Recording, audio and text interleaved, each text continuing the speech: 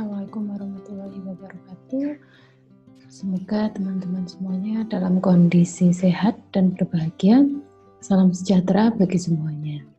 Nah, saya akan memberikan penjelasan melalui video berkaitan dengan penulisan skripsi. Jadi sebelum kita masuk dalam bagian isi menuliskan penelitian kita dalam bentuk tugas akhir yaitu skripsi, teman-teman harus memperhatikan terlebih dahulu berkaitan dengan tata tulis. Jadi bagaimana ejaan-ejaan ataupun bagaimana susunan-susunan, bagaimana tata tulis yang seharusnya yang bagus sesuai dengan panduan dan penulisan karya ilmiah yang seharusnya. Nah, yang pertama kita bahas dulu dimulai dari margin atau layout naskah kita. Jadi ketika kita menuliskan skripsi perlu diperhatikan layout dan marginnya. Bahwa ada aturan ketika menuliskan atur layout teman-teman, atur marginnya atas berukuran 4 cm, kemudian bagian tepi kiri 4 cm juga, kemudian bagian bawah dan kanan itu 3 cm. Jadi kalau dirumuskan 4, 3, 3. Setelah margin, kemudian huruf dan spasi yang akan digunakan teman-teman dalam menulis naskah skripsi. Jadi hurufnya jelas menggunakan Times New Roman dengan ukuran 12, kemudian jarak antar spasinya yaitu 2, spasi 2 atau double, kemudian ketika kita menggunakan kata asing, berarti kata asing itu ya selain bahasa Indonesia, bahasa Inggris, bahasa Jawa, ataupun bahasa lainnya yang kita masukkan dalam bahasa asing, maka dituliskan dengan huruf miring atau italics. Kemudian warna hitam harus hitam, warna huruf harus hitam. Jadi ketika teman-teman itu biasanya mengopi link, terutama nanti ketika di bab 3, pastikan ubah lagi menjadi warna hitam. Kemudian menggunakan page layout dengan spasi 0 pt untuk sebelum dan sesudahnya. Jadi page layout ini untuk mengatur paragraf 1 dengan yang lainnya itu tetap berukuran yang sama, yaitu spasi double atau 2 spasi. Terkadang ketika teman-teman meng-enter antara paragraf sebelumnya itu terasa atau terlihat menjadi lebih lebar, nah itu harus diperhatikan kembali. Kemudian penulisan paragraf atau alinea itu harus menjorok dan tidak berukuran 1 cm, kemudian terdiri dari 3-4 alinea untuk satu halamannya, sedangkan satu alinea sendiri itu terdiri atas 5 kalimat. Nah, setiap kalimat sendiri itu terdiri dari 10 kata. Jadi perlu diperhatikan, terkadang teman-teman menuliskannya sangat minim ya. Satu paragraf hanya berisi 1 kalimat, nah itu tidak boleh. Harus dipastikan alineanya itu apakah induktif atau deduktif begitu. Jadi inti kalimatnya itu di mana, kemudian kita ulas kalimat itu menjadi sebuah paragraf atau alinea yang bagus. Kemudian ketika membuat alinea itu harus mengikuti kaidah bahasa Indonesia, jelas ya, harus baku, disusun secara lugas, harus singkat, padat, namun jelas maksudnya. Jadi tidak mengandung makna yang justru ambigu ataupun melebar kemana-mana karena tidak kita buat secara jelas. Nah, ini harus diperhatikan. Kemudian penomoran halaman dalam skripsi. Nah, penomoran halaman ini kita bedakan menjadi 3 bagian. Bagian awal, bagian isi, dan bagian akhir. Ketika di bagian awal skripsi, maka menggunakan Romawi kecil. Nah, seperti ini ya, Romawi kecil diletakkan di bagian bawah. Jadi ketika halaman awal skripsi itu letaknya adalah di bawah tengah. Nah, kemudian di bagian isi skripsi berarti dimulai dari bab 1 menggunakan angka Arab di sini, yaitu angka 1, 2, dan seterusnya itu ditulis di kanan atas setiap halamannya. Namun pastikan ketika dalam naskah itu terdapat halaman yang mengandung tulisan babnya, jadi ada bab 1, bab 2, bab 3, maka halamannya diletakkan di tengah bawah terlebih dahulu. Kemudian baru halaman berikutnya itu lanjut di pojok kanan atas. Nanti ketika ada bab 2 kembali lagi di tengah penomoran halamannya. Namun ketika setelah bab 2 misalnya masih di bab 2 namun tidak ada halaman yang terdapat tulisan bab 2, maka kembali lagi di pojok kanan atas. Kemudian bagian ketiga adalah akhir skripsi. Nah, ini meliputi daftar pustaka. Nah, itu masuk di bagian akhir ya. Ini penulisannya tetap di kanan atas, namun ketika daftar pustakanya, jadi ada tulisan daftar pustaka. Jadi ketika ada halaman tertuliskan babnya, bab 1 sampai halaman pertama daftar pustaka, itu letakkan nomor halamannya di tengah bawah. Itu adalah bagian penomoran halaman.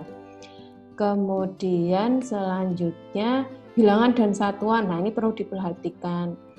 Ketika menuliskan bilangan, nah, jika bilangan itu terdiri dari satu kata, misalnya satu saja atau satu individu, maka tuliskan menjadi ejaannya satu.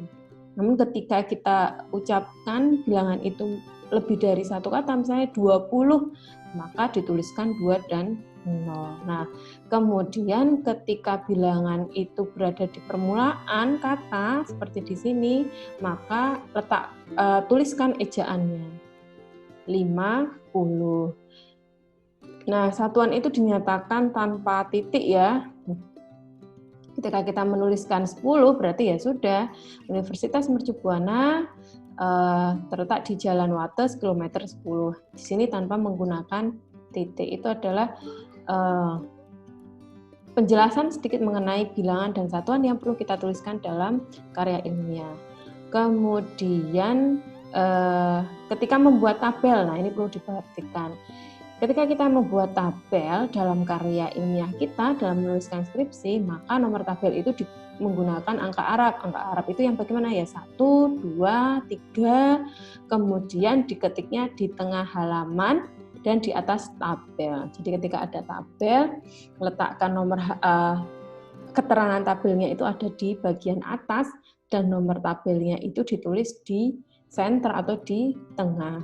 Kemudian diberikan nomornya, misalnya tabel 1 atau tabel 2 itu sesuai dengan urutan awal pembuatan tabelnya.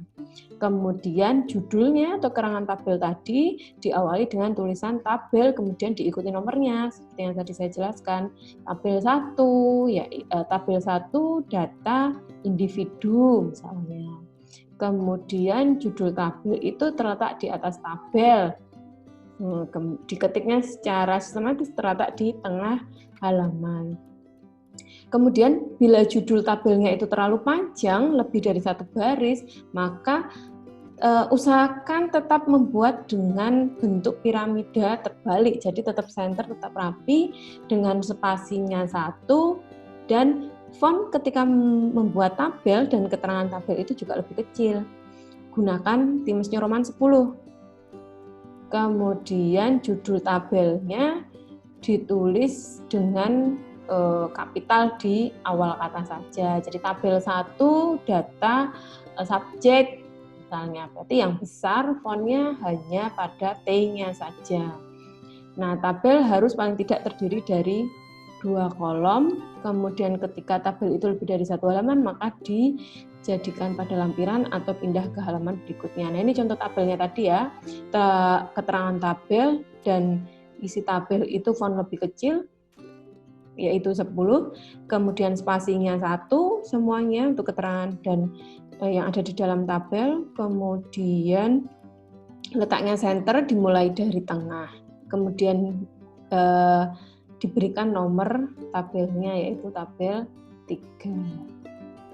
Selanjutnya adalah gambar sekarang. Setelah tabel, kemudian kita masuk ke gambarnya. Nah, gambar itu bisa berupa bagan, grafik, diagram, flowchart, peta, foto, lukisan, iklan, ilustrasi atau ilustrasi nonverbal itu dimasukkan dalam gambar. Nah, cara membuat gambar itu hampir sama dengan membuat tabel, terletak di tengah, keterangan tabelnya dan gambar dan keterangan gambar itu terletak di tengah, center justify, begitu ya.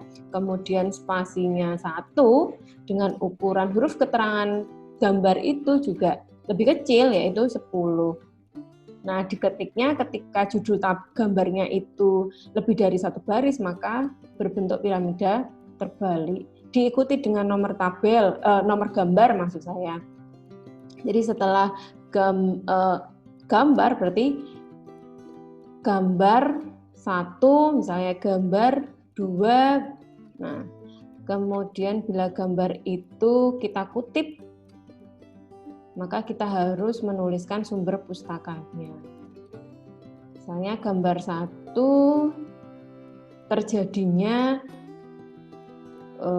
stres. Nah, kita berikan kutipan menurut siapa dengan cara memberikan kurung seperti menuliskan kutipan yang sudah kita pelajari. Nah, ini adalah contoh ketika kita membuat gambar dalam bentuk grafik.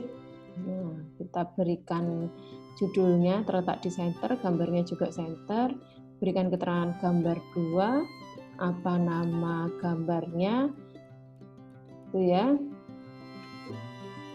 Kemudian abstrak. Nah, perlu diketahui ketika teman-teman menyusun naskah skripsi sudah jadi menjadi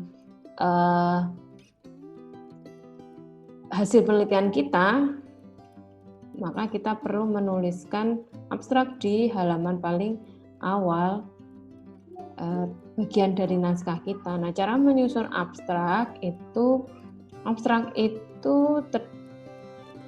ditulis dengan spasi 1, dengan maksimal kata yang ada di abstrak itu 250 kata, rata sisi kanan kiri, kemudian ditulis dengan menggunakan 2 bahasa. Jadi menyusun dulu abstrak bahasa Indonesianya, kemudian selanjutnya menyusun abstrak dengan bahasa Inggris. Nah, apa yang ada dalam abstrak? Paling tidak abstrak itu memuat 7 hal yang ada di sini. Ada deskripsi singkat permasalahan kenapa kita melakukan penelitian. Jadi buka dulu 1 kalimat berkaitan dengan deskripsi singkat ini, kemudian tujuan penelitiannya, apa sebenarnya tujuan penelitian kita, kemudian hipotesis yang kita ajukan, subjek dalam penelitian yang digunakan, kemudian yang kelima ada cara pengumpulan data. Saya menggunakan skala, ya dituliskan cara pengumpulan datanya adalah menggunakan skala. Kemudian 6 teknik analisa data, dan yang terakhir adalah hasil temuan dari penelitian teman-teman.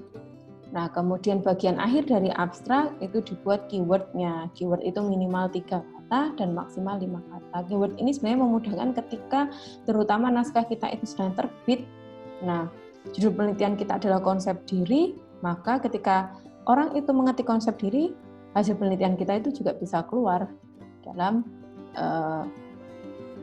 suatu website gitu ya.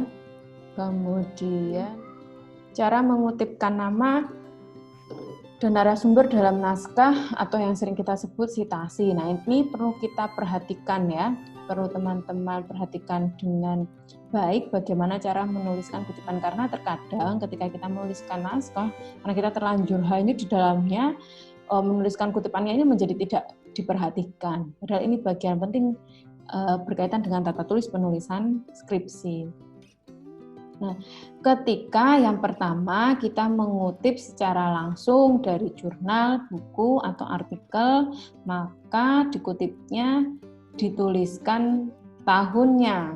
Nah, jadi nama, kemudian tahunnya.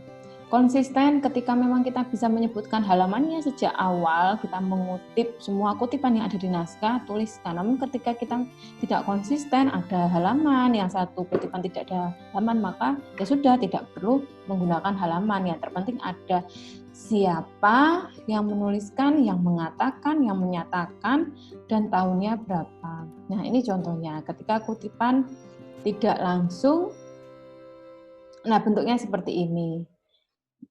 Nah, rif, kemudian kurung buka, tahunnya, kemudian tutup menjelaskan bagaimana berkaitan dengan kesejahteraan psikologis misalnya. Kemudian ketika kita mengutip secara langsung, nah di sini ya kita sebutkan apa yang kita kutip dengan cara kita buka dulu penjelasan tersebut sesuai dengan penjelasan rif yang berbunyi sebagai berikut. Nah, penjelasan rif ini kita buat dengan spasi yang lebih kecil dan italik miring begitu ya. Kemudian ada lagi contoh ketika kita mengutip tidak langsung ataukah bentuknya seperti ini. Nah, sehingga ini ketika di awal ya, kalau tadi ada di belakang, jadi rifnya masuk dalam kurung. Nah, ini ketika di depan, maka rifnya itu keluar dari kurung, yang kita berikan kurung hanya halamannya. Hanya tahun dan halamannya. Ketika kita tidak menggunakan halaman, berarti cukup tahunnya saja yang kita masukkan ke dalam kurung. Nah, kemudian uraian secara langsungnya, sehingga penulisan ini menjorok ke dalam menggunakan tanda kutip. Ini kemudian satu spasi, miring, dan minimal itu terdiri dari 3 baris. Nah, ini kalau kita tulis dalam bentuk Word, ini hanya sekitar 3 baris ya, minimal 3 baris. Kemudian ketika kita mengutip secara langsung, namun kutipannya itu kurang dari 3 baris. Nah, maka diberikan seperti ini bentuknya. Tetap tanda kutip tulis miring, namun spasinya 2 seperti kita menuliskan isi dalam naskah. Nah, kemudian selain dari jurnal, buku, kutipan kita itu bisa berupa dari sumber tulisan baik itu primer atau sekunder. Ketika sumber kita itu primer, maka dituliskannya itu ada di dalam atau di luar kurung. Ketika sekunder itu, nah ini harus diminimalisir. Artinya kalau sekunder itu misalnya sela dalam rif begitu. Nah ini perlu dihindari karena kita harus merujuk langsung pada rifnya. Nah, ini adalah ketika kita mengutip di mana sumber kita itu hanya terdiri 1 orang, maka penulisannya seperti ini ya. Nah, 1 orang, kemudian tahunnya menyatakan bagaimana ketika ini ada di depan, kemudian ketika ada di belakang, berarti rifnya masuk ke dalam kurungnya. Kemudian ketika lebih dari 1 orang, berarti ketika jumlahnya 2 orang, gunakan dan. Nah, ini ketika di depan, maka dia terletak di luar dari kurung. Nah, ketika dia hanya 2 orang, tuliskan dannya karena dia ada di depan. Sedangkan ketika 2 orang, namun dia ada di belakang, jadi kita menuliskan isi kutipannya terlebih dahulu, baru kita menuliskan sumber kutipannya, kita mensetiasi, maka gunakan lambang dan yang seperti ini. Dan jelas masuk ya namanya dalam kurung, karena ini terletak di belakang, Gupta dan Sharma. Kemudian ketika 3 orang sampai 5 orang, nah sama ketika di depan gunakan dannya, namun ketika di belakang dia masuk ke dalam kurung dan menggunakan lambang dan yang seperti ini. Kemudian selanjutnya masih dalam sitasi, ketika 6 orang lebih, maka tuliskan DKK, karena kita bahasa Indonesia maka gunakan DKK saja. Nah, ini ketika di depan berarti nama orangnya, nama ahlinya itu terletak di luar kurung dan di dalam kurung tahunnya. Ketika ada di belakang berarti nama orang masuk dalam kurung seperti ini. Selanjutnya daftar pustaka. Nah, daftar pustaka ini judulnya ditulis di tengah ya, dalam halamannya naskah kita dan menggunakan huruf kapital semua. Nah, usahakan dalam menulis daftar pustaka ini mengacu pada karena kita sudah mengacu pada EPA, jadi penulisan teman-teman ya harus mengacu pada EPA. Nah, di situ sudah ada panduannya bagaimana menuliskan daftar pustaka. Paling tidak teman-teman itu mengacu urutan alfabet, jadi urutannya itu sesuai dengan urutan alfabet mulai dari A, B, C dan selanjutnya sampai Z. Kemudian penulisan acuannya itu dimulai dari tepi kiri dan jarak antara daftar pustaka dengan yang satu dengan yang lainnya itu 2 spasi, namun ketika masih dalam satu daftar pustaka maka spasinya adalah 1. Nah, nanti diberikan contoh. Ketika menuliskan buku, maka cara menuliskan daftar pustakanya dimulai dari nama penulisnya, tahun terbitnya, judul bukunya, edisi jika ada, kemudian jilidnya jika ada, kemudian nomor halaman yang diacu, kemudian kota, dan nama penerbitnya.